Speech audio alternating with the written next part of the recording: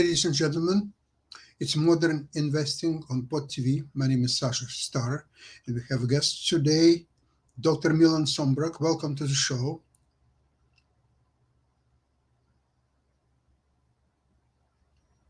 Okay, I hope he is coming. I've seen him before. And Jim Eat from Eat Foundation. Welcome to the show, Jim.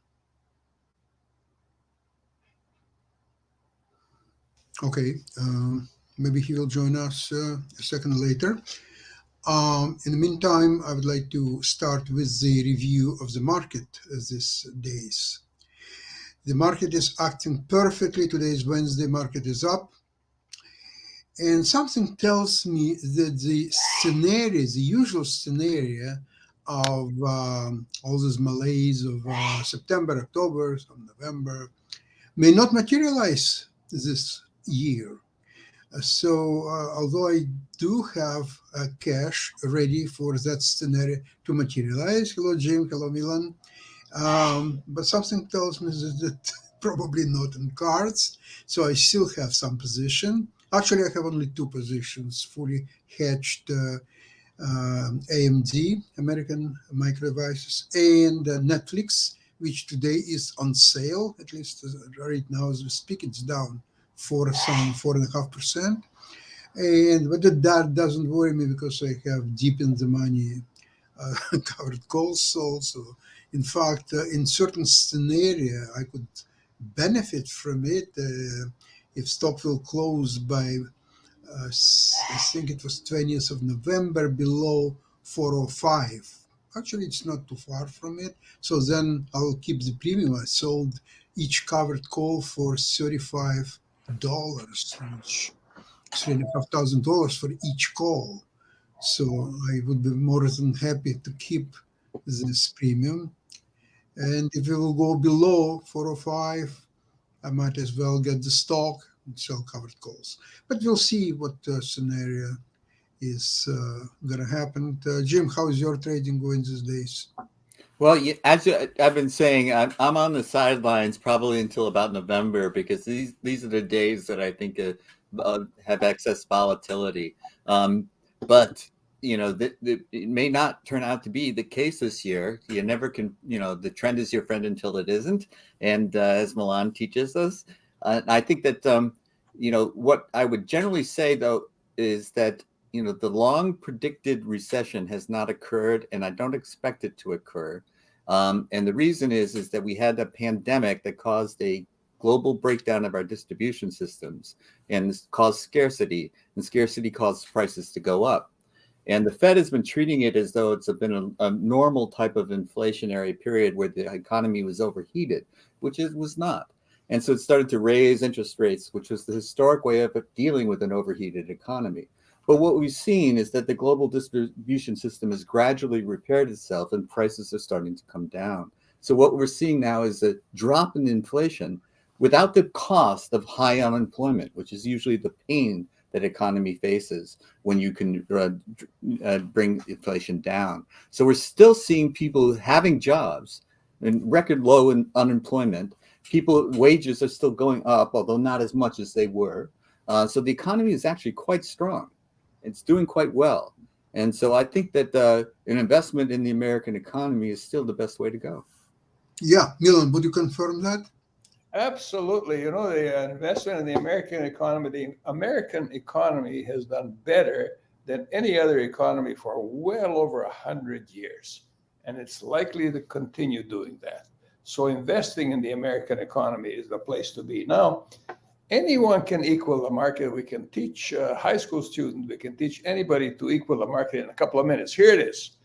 You open a margin account that allows you to sell covered calls, cash secure puts, and buy nothing but SPY that you put into your account. You're going to equal the market. It is that simple. Yet very few people manage to equal the market. As James said, the American market is the place to be, yet very few people manage to do that.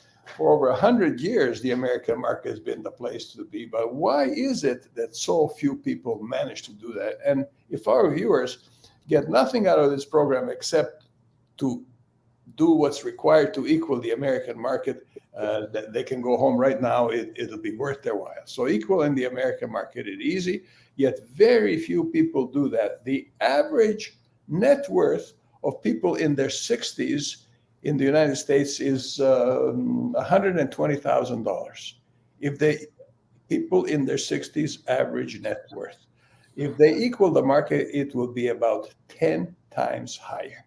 Why are they not able to equal the market? Well, it has to do with the great conflict of interest which exists between Wall Street and Main Street.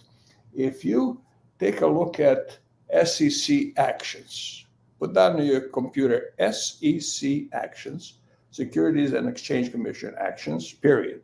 And then beside that, put down the name of almost any bank, you will see that they have been fined in the millions of dollars for market manipulation, insider trading, Yes. misleading information about securities, the omission of important information about securities, stealing customers' funds and security, and so others. Now, in addition to that, there is the issue of hidden fees. You see that today transaction costs are nearly nothing. Many Right. Wall Street firms charge nothing for you to execute a trade. However, there are hidden costs, which would be, let's see, what have we got here? Legal fees, trustee fees, stewardship fees, bookkeeping fees, finder's fees, and who knows what else fees. And the list that I just mentioned, most people aren't even aware of them, even though. Excuse me, explain what you're talking about. Where hidden fees and all that, legal fees and all that stuff. Yeah. How you encounter that? Where? How to find it? Well, Sasha, they have to spell it out somewhere, but they do so. Hold on. I did several transactions in the last week only. I bought and sold CIBC, Canadian Imperial Bank of Commerce. And it cost you next to nothing. I did sell puts on NVIDIA, bought them back at the profit. Where do I deal with this hidden fees, legal fees, and all disclaimers and all that stuff? Where do I find it? Well, let me ask you a question to answer your question is, why is it that the average investor trails the market significantly? Why would they care about average investors, though? Most of us are average investors. No, I don't consider myself average investor. You're exceptional, Sasha. I'm exceptional. I know that. And I'm developing my skills even further. And I refused to even think about average investor, what he's doing and all that stuff, because he is an average investor, and it wouldn't interest me at all what he does, where he pays, Sasha, and where he pays all his. Well, Sasha, what I think Milan is saying is that the average investor runs into these fees, and sophisticated investors such as yourself does not. At doing what? Are you incurring all this? Well, for example, if you buy a mutual fund.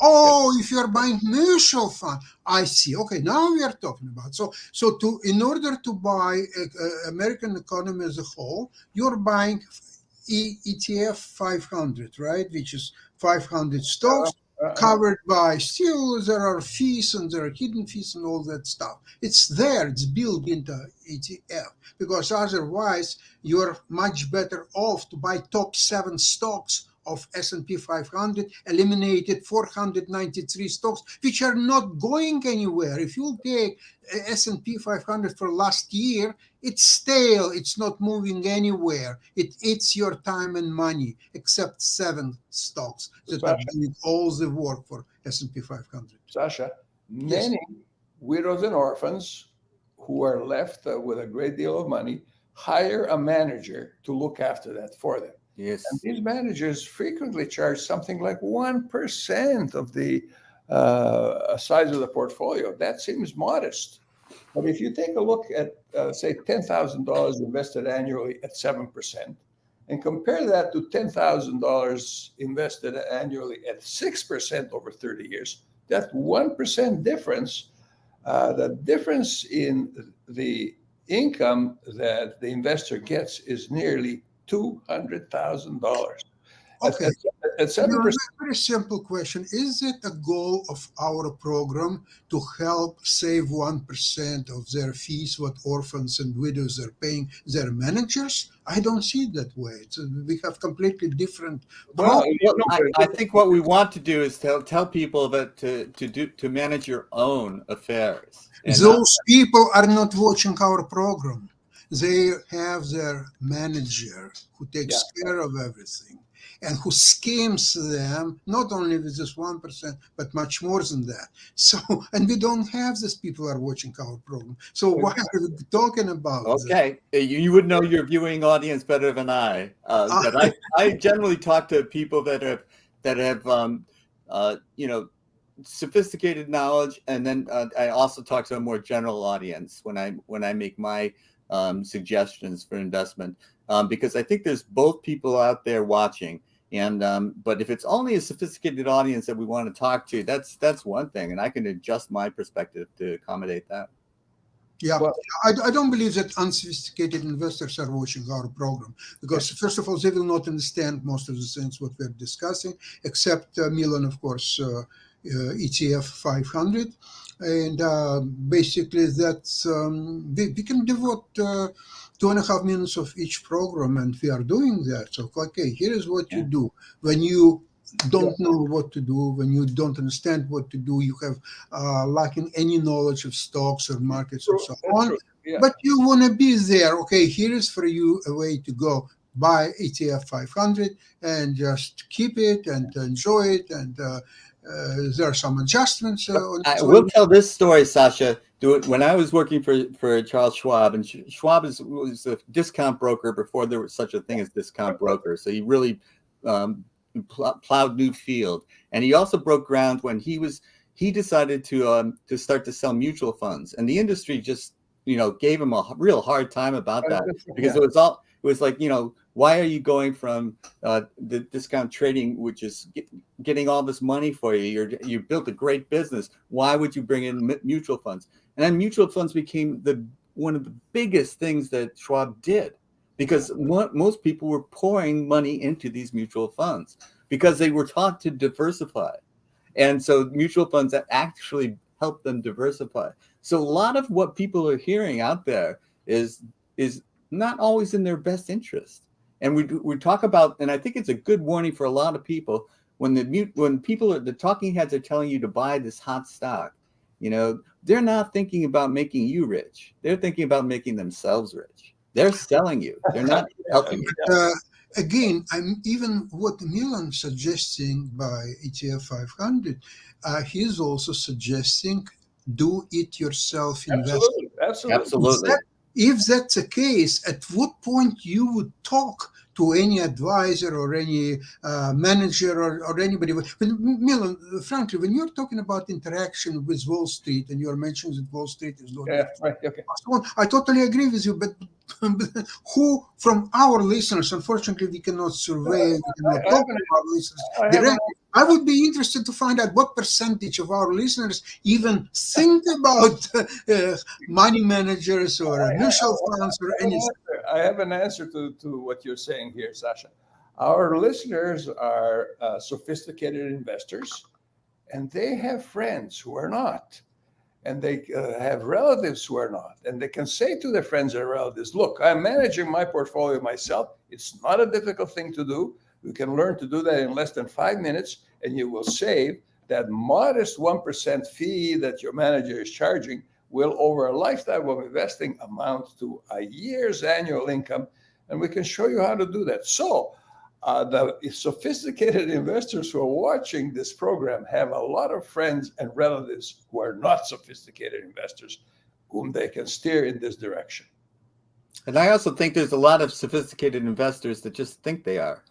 And aren't. Well, yeah, Wall Street will make everyone feel like a sophisticated investor. Yeah, they laugh at your jokes, regardless of how bad they are. And they'll make you feel like you're a sophisticated investor, part of the deal. Yeah. Well, as long as if you are trading the market by 39% instead of usual 40%, you're already well above average. Right? That's true. Yeah, that's true. Yeah. I'm not losing as much as the next guy. And those few who lose only 38%, Oh yeah. they're geniuses. That guy lost 40%, that guy lost 39%, and I got only 38%. All the rest lost more than I did. So that makes me a great investor. Sasha, you know, Benjamin Graham, who is Warren Buffett's mentor, said that achieving satisfactory investment results is easier than most people think. And why do most people not achieve them? The conflict of interest which exists between Wall Street and Main Street. Wall Street derives most of its It's a mystery income to from, me. from our trading actively. Eugene Fama, who is a Nobel Prize winner economist, said years ago, he said, your money is like a bar of soap. The more you handle it, the less you have. Milan, again, I'm always wondering when you're talking I'm gonna about steal that. between investor and Wall Street, I'm wondering where is the conflict? Here's a Wall Street over there. You're over here. You're doing your own things. Wall Street is doing their own thing. At what point you're interacting that Wall Street is taking your hard-earned money? Well, people like you and me who are investing on our own, and you know, I talk about the 6 points that successful investors have. The first one is save. If you don't save, the other 5 don't matter. The second one is do it yourself. It's easy, like Benjamin Graham said. The third one is buy the American economy as a whole, the strongest economy that the world has seen in over 200 years. The fourth one is buy and hold, don't trade. And the fifth one is adjust to your asset allocation when market movement throws it off, either up or down. And the sixth one is avoid complexity. If you cannot explain an investment to a 10-year-old, don't get into it. Yeah. Just these 6 simple rules will allow you to equal the market and become wealthy after a lifetime of investing. So can you suggest to simplify what we are doing? Let's consider all investors. Some of them are listening to our programs, most of them not. I would divide them in 3 groups. One group which is losing on average 40%.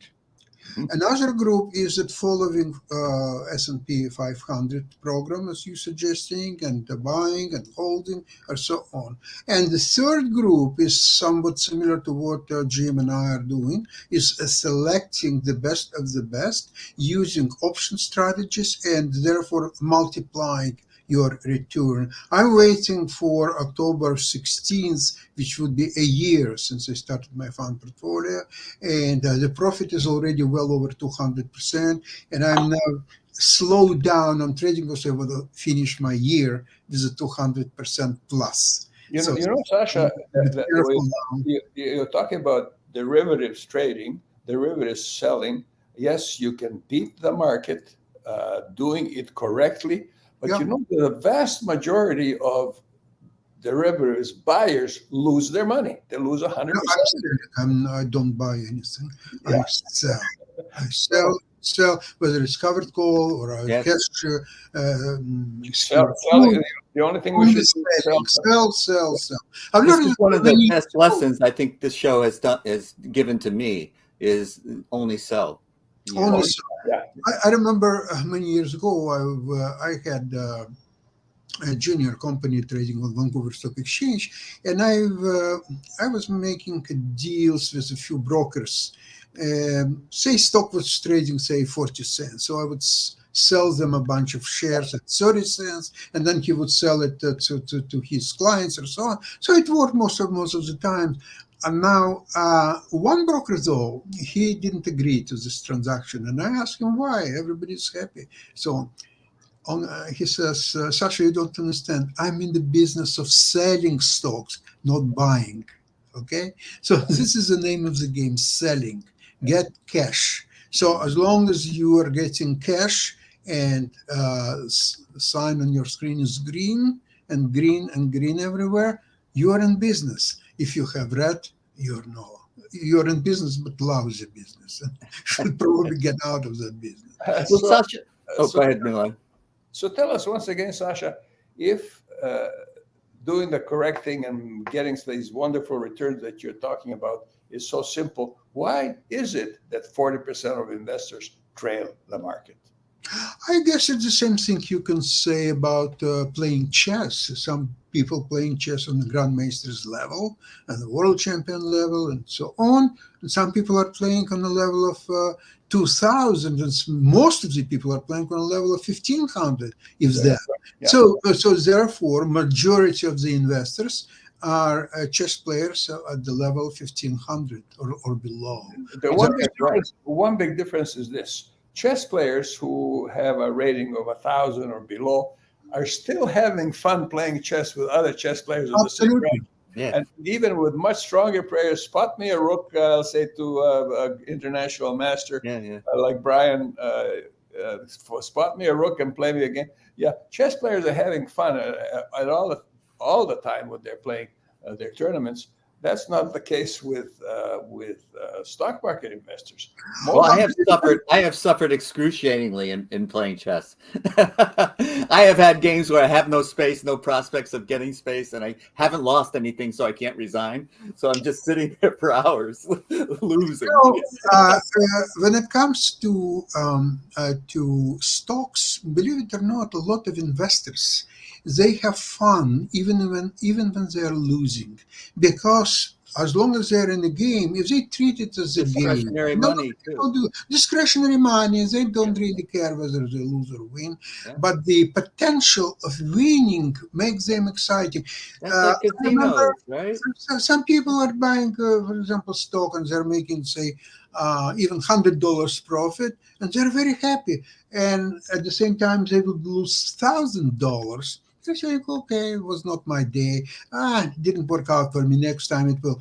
I remember one friend of mine when he was considering investing in a penny stock. He turned it down. He bought it much later at much higher price, but initially he turned it down. What he says is that, look, for me, winning $100 or even $1,000, it's not a big deal. $1,000 that doesn't solve my problems at all. Well, it's nice. I will say thank you very much or so on. But even if I will lose only $100, it will be doom and gloom, and I will cry, and I just can't stomach losing. Doesn't matter $100 or $150. I can't take it. Winning $1,000, that's okay. It's not This big is deal. when So you must know yourself, your own it's temperament. very psychological again. Very psychological. It's the same thing like I probably told me a few times when I was flying in a casino in Atlantic City, and I was taking. It was like 35 years ago, $2,500 US. I was flying to Atlantic City in the morning and same day coming back. It was chartered planes at the time. So my goal was to come back with $5,000. So I wanted to double my money, and it was very hard game. It's my rule: when you lose 10%, you're out. So a Mhm. couple of times I lost. So finally, things started to work my way, and slowly, in the several hours, I already had $4,600. So my 25 plus I won 21, and at that time I stopped playing, and I started to think, why am I so greedy? I already in plus, I won 2,100. Why do I have to risk for the lousy $400? I have Right. to risk, and I will go down, and I will try to make it Right. back. I don't want to play anymore. Okay, I will just wait for my plane back home, and that's it. And I went for a boardwalk and just walking back and forth. And then something occurred to me. What if I just arrived from Toronto with $4,600 of my own money, and my goal is to win $400? How complicated is it? When it occurred to me, I didn't walk. I ran to the casino. You just changed your mind. It Yeah. changed everything. I made this $400 plus. I won actually thousand some $100, and I made certified check to my name, That is and a great example. bought some nice presents to my wife and so on, and Yeah. just flew back home. So the psychology has enormous effect on what you're doing and how you're doing. For example, before our program started, I cashed my very good position on the Canadian Imperial Bank of Commerce. I bought the stock at around $39, sold it today at $40.40. I had several thousand shares. Half of the position was secured by covered calls, and half was naked.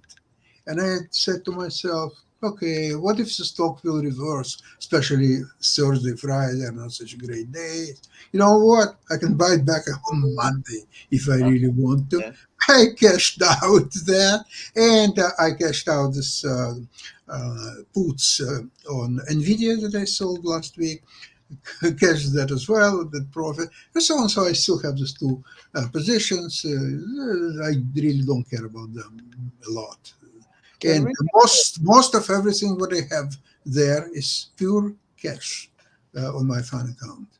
can we get back to casinos for a minute? Yeah, absolutely. You know, the other day I was looking at the Human Development Index, which is put out regularly, and Canada placed number 2. Canada at one time, when Harper was in office, was number 1 5 years in a row. When Wow. you're number 1, where can you go except Yeah. that? So, and the top 10 or 15 countries, there isn't a huge difference. So I was looking for Monaco, and Monaco is not included in the Human Development Index. So I checked Monaco, and you know how much income taxes Monaco residents pay? Zero. 0. Where do they derive their income? They derive it all from the casino, where Monaco people are not allowed to go in, except to work. And so the average Monaco income is much higher than Canada's, the average Canadian income. And so they're doing something right with these casinos where they don't allow their residents to work. They opened a couple of casinos in Singapore recently. And if you're a resident of Singapore, you have to pay $100 to get through the door. If you're an American tourist, which most of them are, you can go in at no charge. Yeah. So great source of revenue. And so we should do more of that. And most people, of course, don't do nearly as well as you were talking about, Sasha. Yeah. The best that you can do in a casino is enjoy the free drinks. Well, yeah, you know, we're not recommending casinos as an investment, but unless you own it. But even Trump managed to go bankrupt with that.